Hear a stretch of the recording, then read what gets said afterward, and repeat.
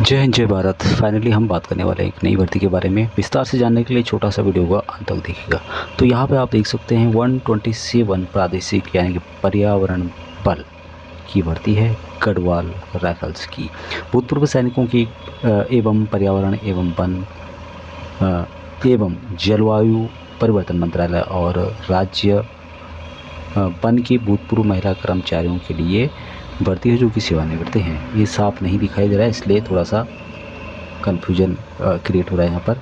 फिर भी जो वैकेंसी यहाँ पे बताई गई है 49 वैकेंसी जो कि सिपाही सामान्य ड्यूटी के लिए, सिपाही जीडी के, उसके अलावा सिपाही बढ़ई 2 वैकेंसी, सिपाही रसोईया 1 वैकेंसी है, सिपाही धोबी 2 वैकेंसी, सिपाही डिपिक के लिए 1 वैकेंसी है, सिपाही कारीगर धातु कर्म 2 वैकेंसी, सिपाही दर्जी की 2 वैकेंसी है, सिपाही उपकरण मरम्मत 3 वैकेंसी है। अभी जो यहाँ पर 49 वैकेंसी है जो कि इस सिपाही जनरल ड्यूटी की है, वो सिर्फ उत्तराखंड के पूर्व सैनिक भाग ले सकते हैं और बाकी जितने भी अन्य कैटेगरी है सिपाही जनरल छोड़ के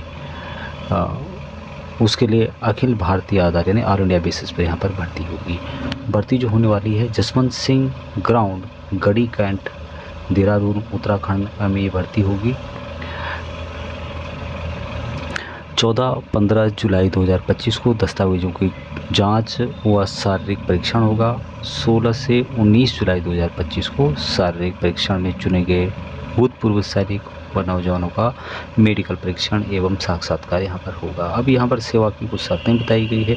सबसे पहले कि भूतपूर्व सैनिक पेंशन धारकों के लिए कोई न्यूनतम आयु नहीं है। सेवानिवृत्ति तारीख 5 साल से के भीतर होनी चाहिए। जब से आप रिटायर आए हैं उससे लेकर के भर्ती होने तक 5 साल से ज़्यादा आपका रिटायरमेंट नहीं होना चाहिए। पर्यावरण बल प्रादेशिक सेना में नामांकित उम्मीदवार ORs जो भी हैं केवल 50 वर्ष की आयु तक ही सेवा देगा।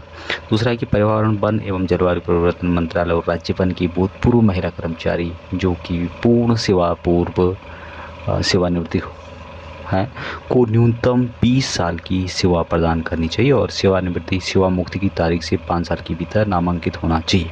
चिकित्सा श्रेणी यहाँ पर है सेफन। आपका करेक्टर होना चाहिए एग्जाम्पलरी या वेरी गुड, किसी भी सिविल या फिर पुलिस मामले में शामिल नहीं होना चाहिए। अभी भूतपूर्व सैनिकों के लिए जो भर्ती प्रक्रिया उसमें बताया गया है कि शारीरिक परीक्षण होगा, 1.6 किलोमीटर की दौड़ होगी, पुशअप्स होंगे, 9 फीट गड्ढा होगा। उपरोक्त भर्ती में चुने गए उम्मीदवारों का मेडिकल टेस्ट भी होगा। दूसरा है कि शारीरिक और चिकित्सा परीक्षा में उत्तीर्ण वाले उम्मीदवारों को भर्ती बोर्ड अधिकारी द्वारा साक्षात्कार किया जाएगा। अभी जो महिलाओं के लिए उसमें बताया गया है कि भर्ती बोर्ड अधिकारियों द्वारा साक्षात्कार, वन रोपण तथा पौधों को नर्सरी में तैयार करने की व्यवस्था का अवलोकन और चिकित्सा मेडिकल परीक्षण इनका होगा। ये जो महिला हैं कौन भाग ले सकते हैं यहाँ पे? पर्यावरण वन एवं जलवायु परिवर्तन मंत्रालय और राज्य वन के भूतपूर्व महिला कर्मचारी।